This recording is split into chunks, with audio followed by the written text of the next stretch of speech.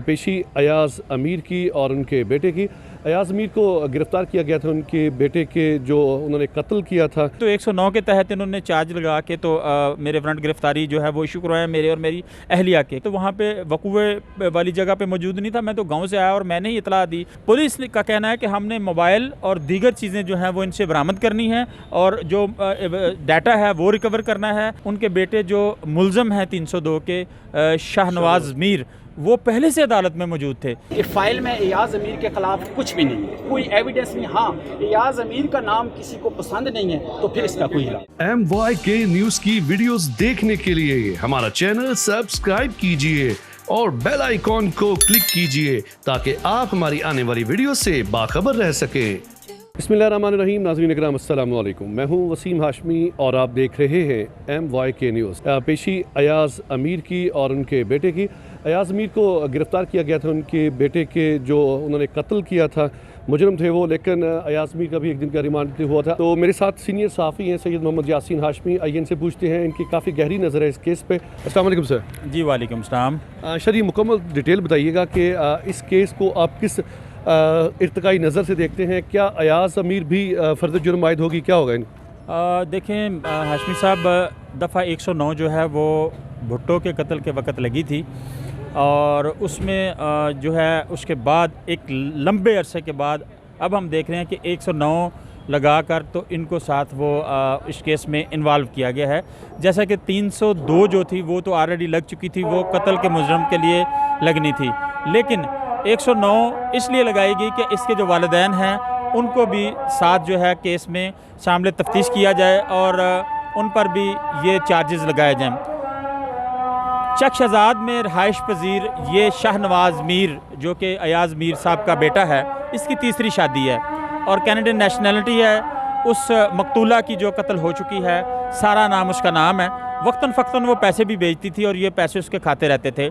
उस रात जो ज़राए ने बताया, जो अभी तक की इन्वेस्टिगेशन है, जो एविडेंसेस इकट्ठे हुए हैं कि एक गाड़ी टोयोटा यारिस जो थी वो मोहतरमा ने ली थी, मकतूला ने, सारा नाम ने, वो गाड़ी धोखे से शाहनवाज़ मीर ने अपने नाम करवा ली थी।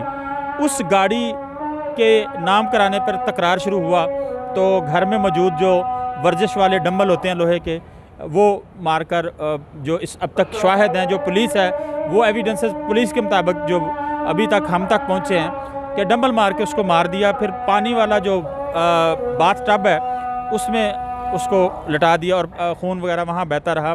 उसके बाद थोड़ी देर बाद अयाज़ अमीर वहाँ पे आए और बकौल उनके कि उन्होंने वहाँ से चकवाल का जो शहर है उसके गिरदोनवा में जो गांव है बगवाल, वहाँ से कॉल करके आईजी को, एसएसपी ऑपरेशन को और दीगर अफसरान को बताया कि ऐसे मेरे फार्म हाउस पर मेरे बेटे ने मेरी बहू को कत्ल कर दिया है। जब वो फार्म हाउस पर पहुँचे तो उनसे मुख्तलिफ सवालात किए मीडिया नुमाइंदगान ने, तो उन्होंने बड़े सब्र तहम्मुल से हर सवाल का जवाब दिया और आखिर में ये कहा कि दुआ करें कि कभी किसी के साथ ऐसा ना हो, चूँकि घर में बहू की लाश भी पड़ी थी और जवान बेटा जो है वो 302 का मुजरम बन गया, यानी वो अगर सही ट्रायल होता तो वो फांसी से नहीं बच सकता। जो ADPP साहब पेश हुए, जो प्रोसिक्यूशन की तरफ से, उन्होंने खुद माने कि याज़ साहब जो है at the time of alleged occurrence वो चकवाल में थे। तो जब ADPP साहब भी कोर्ट में ये बात मांग रहे हैं तो एक वेग सी स्टेटमेंट है कि एयाज़ अमीर साहब को भी शामिल तफ्तीश किया जाए। किसके कहने पे ये जो 109 बाद में इसमें ऐड की गई है FIR के अंदर? ये राजा साहब, आप जो बयान है कंप्लेनेंट का 161 का, ये मतवफिया के कोई चचा हैं? नहीं, कोई चचा है, हमें तो ये पता चला है कि वो रिटायर्ड कर्नल है शायद। हाँ जी, वो रिटायर कर्नल है। कि फाइल में एयाज़ अमीर के खिलाफ कुछ भी नहीं है, कोई एविडेंस नहीं। हाँ, एयाज़ अमीर का नाम किसी को पसंद नहीं है तो फिर इसका कोई इलाज। अच्छा, दूसरा ये बताएंगे कि क्या जब उनको आज पेश किया गया, आप मिले भी होंगे, पुलिस का उनके साथ थाने के अंदर क्या वो कहते हैं उनके साथ की? पुलिस का रवैया जो है वो मुनासिब है।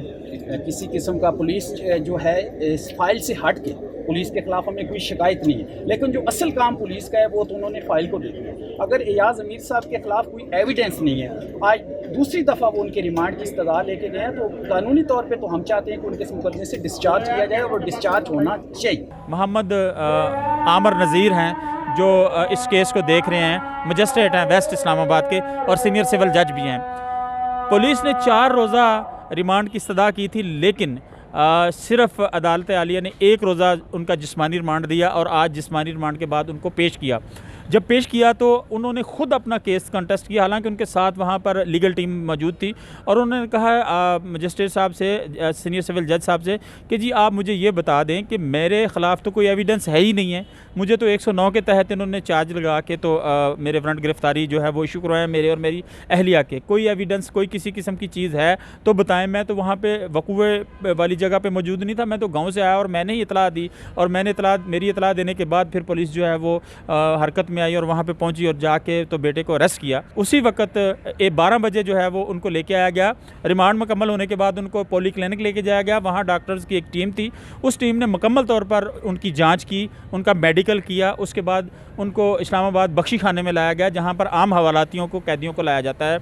उसके बाद उनको कोर्ट में पेश किया गया, लेकिन उससे पहले पुलिस ने बिल्कुल नहीं बताया था उनके बेटे जो मुलज़म हैं 302 के शाहनवाज़ मीर, वो पहले से अदालत में मौजूद थे। चूँकि इनके जाने के बाद फौरी तौर पर वो 10 से 15 मिनट का वहाँ ट्रायल हुआ और वो फ़ैसला महफूज कर लिया गया। 7 रोज़ा जिस्मानी रिमांड की इस्तदा की गई है पुलिस की तरफ से मुलज़म शाहनवाज़ के लिए। पुलिस का कहना है कि हमने मोबाइल और दीगर चीज़ें जो हैं वो इनसे बरामद करनी है और जो डाटा है वो रिकवर करना है। इससे पहले इनकी क्या एक्टिविटीज़ रही हैं वो तमाम चीज़ें हम इस इन्वेस्टिगेशन में मुकम्मल करेंगे। अभी केस का चलान मुकम्मल नहीं हुआ, इब्तदाई तौर पर ये तमाम इन्वेस्टिगेशन चल रही है। जब केस का चलान मुकम्मल होगा तो फिर ये उस पर फ़ैसला होगा।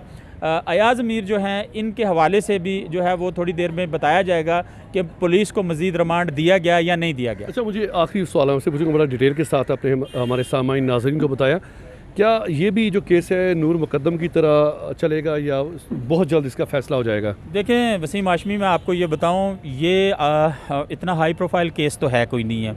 उसकी बड़ी हाइप थी उस केस की, वो हमने दिन रात कवर किया, लेकिन ये केस मेरा अपना ज़ाती मुशाहदा है, गलत भी हो सकता है, ये केस क्रैश कर जाएगा, ये केस इतना लंबा नहीं चलेगा, ये केस ख़त्म हो जाएगा। यानी कि सज़ाए मौत हो जाएगी शाहनवाज़ को?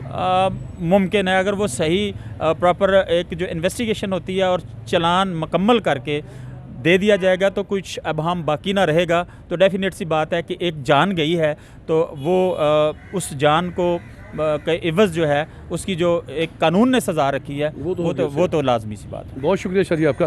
नाज़रीन, ये थी इस वक्त की ताज़ा तरीन सूरत हाल F8 इस्लामाबाद से। कैमरामैन यासर के साथ वसीम हाशमी, इस्लामाबाद।